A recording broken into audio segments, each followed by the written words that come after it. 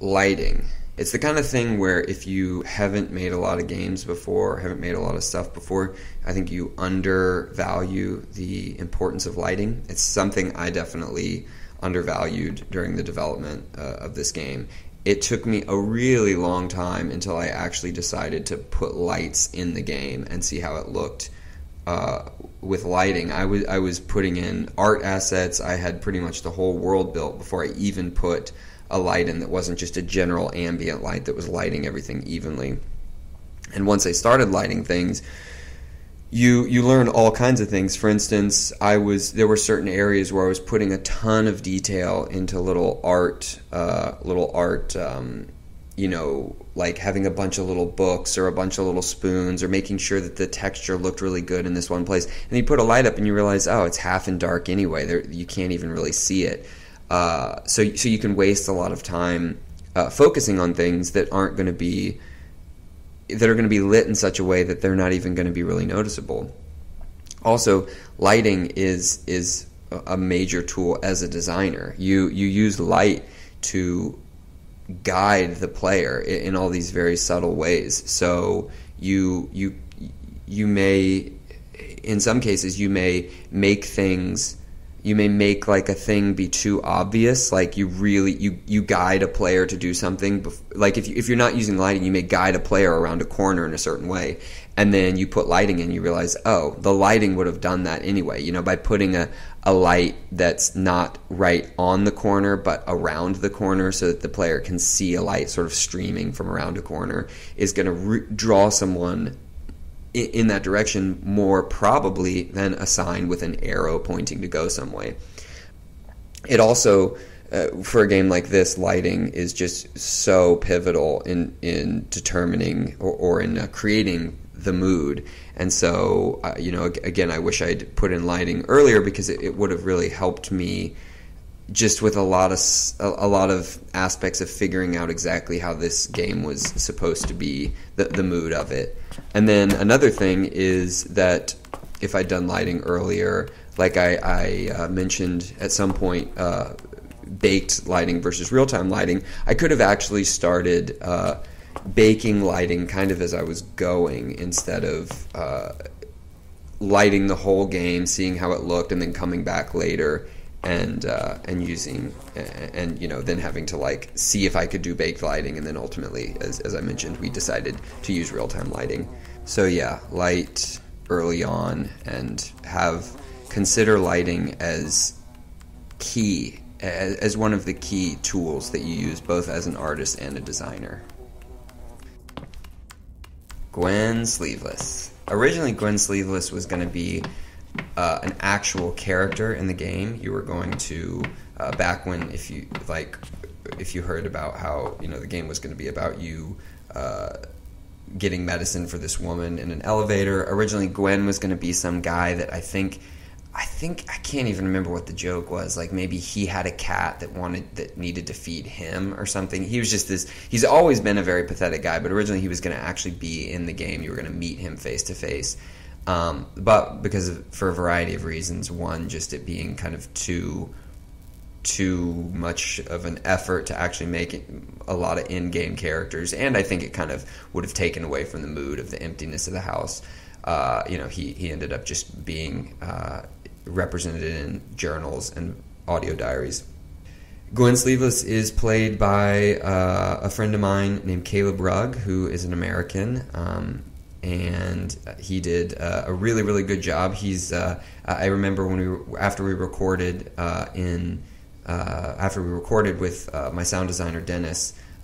Dennis said, people are going to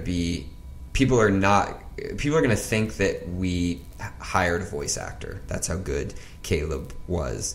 And I agree. I mean, Caleb's always been he was. I went to film school with him, and he was always the one that people wanted to be in their movies, because he just has a really natural style, and is just. Me and Caleb also share basically the same sense of humor. So he sort of got all the jokes about kind of the patheticness of Gwen without it being over the top. I think he understood sort of the subtlety that I was going for with Gwen. I did a bunch of different versions of these flies.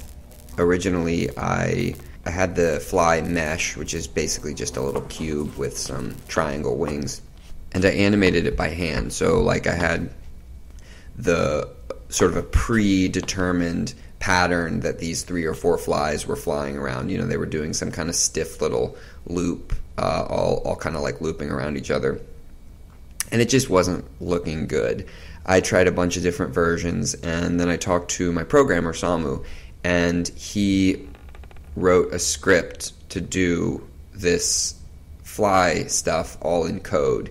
And what that meant is that instead of, like, when I did by hand animation, I could only have a set number of flies, or I could only do the flies in a set number of chunks. So like 3, chunks of 3 or 4 or something like that, and they would always fly in this repetitive pattern.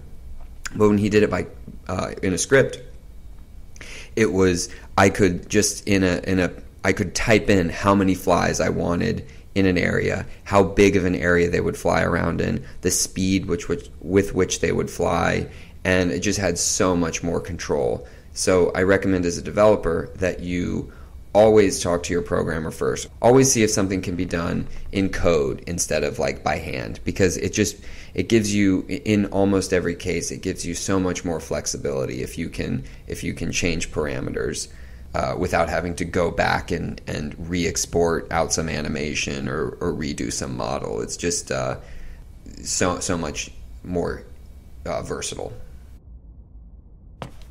I was on a vacation in, like, I think it was Stockholm, and I was visiting like some kind of palace, former palace, or someplace where nobles would go have dinner or something.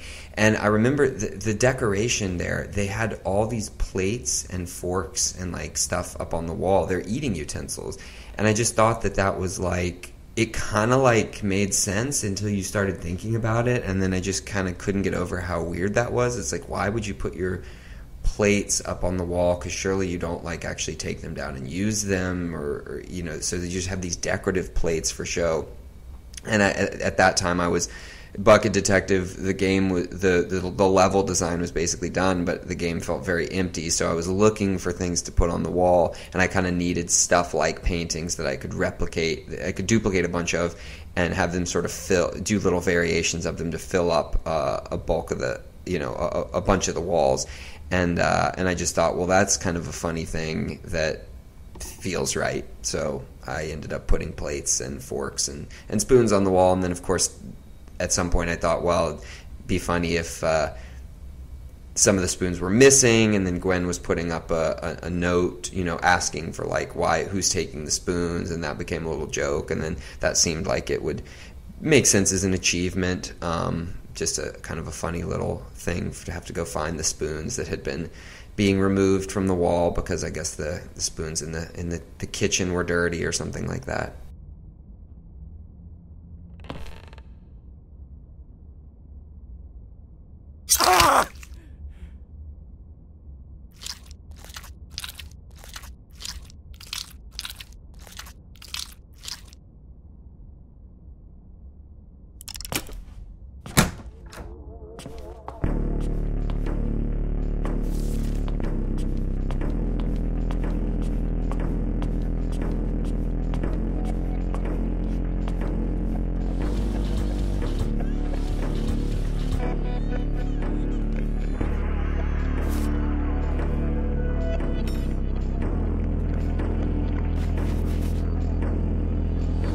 Occultists in here, I didn't create them either, but we were able to use a piece of software called Fuse, which I think now it's like owned by Adobe. I guess it's Adobe Fuse, but it's kind of like, if in like Skyrim or just any RPG where there's a lot of character creation tools, it's like an extremely, or I actually shouldn't say extremely deep, but it's a relatively deep tool like that for creating characters for games, and we use that to create these kind of generic male characters, and also the woman that you see on the ground there. I use that pretty much, like, as far as I can tell, unless you're a AAA studio or you're wanting to make a human that doesn't look like a standard realistic human, at this point there's basically no reason for you to ever by hand model a human. There are thousands, if not tens of thousands or hundreds of thousands of human models available, naked, with long arms, with big boobs, small boobs, tall necks, like anything you want.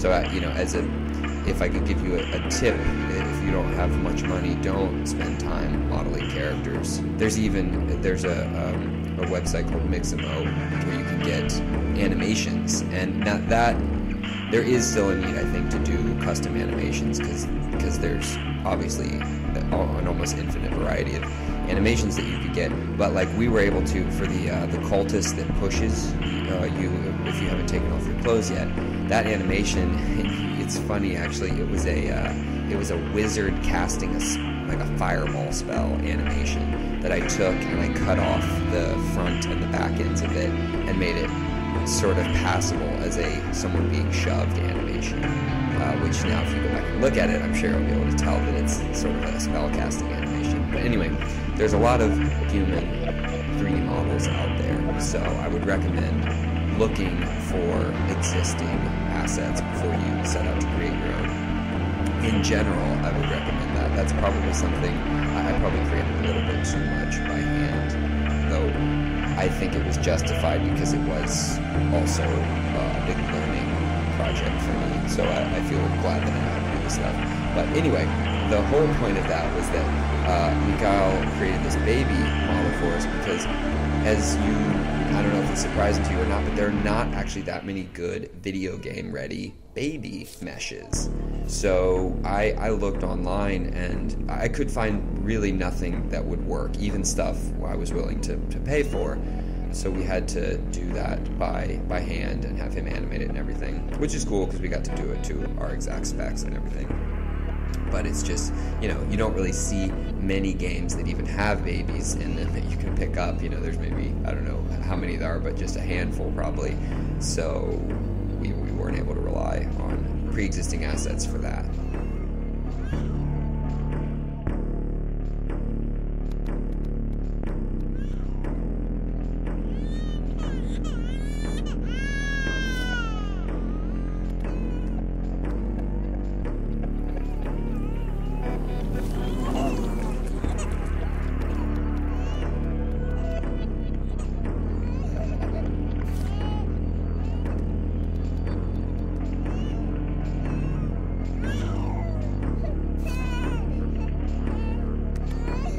Okay, so that's the end of our developer's commentary. Hopefully you found this helpful. In listening to this audio get played back, found out that I say a lot. So this was also helpful for me. Hopefully you learned something about making games if you want to make your own games. Or if you just play games, you learn something about how games are made. It allows you to appreciate your hobby a little bit more. So yeah, thank you for listening.